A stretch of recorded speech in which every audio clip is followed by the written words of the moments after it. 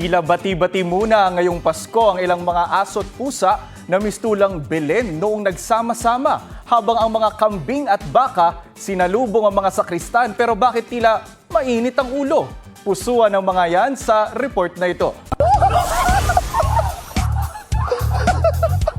Sa pagsapit ng Pasko, tila mga pastol ng mabuting balita ang mga sakristan. Pero ang ilan, pastol ng baka? Hindi pala. Natakot kasi sa baka nang lapitan. Ayon at nagtakbuhan. Sila ang mga sakristan ng Our Lady of Consolacion Parish ng Samboan sa Cebu.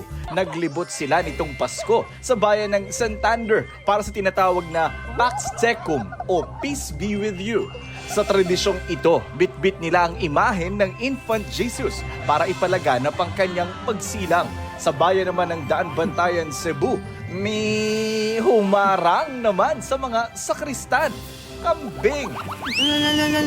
Nagtakbuhan din sila dahil muntik ng suwagin na para bang naglalambing lang naman ang kambing na makikigreet ng happy birthday kay baby Jesus. Christmas season pa rin hanggang di dumarating ang Three Wise Men.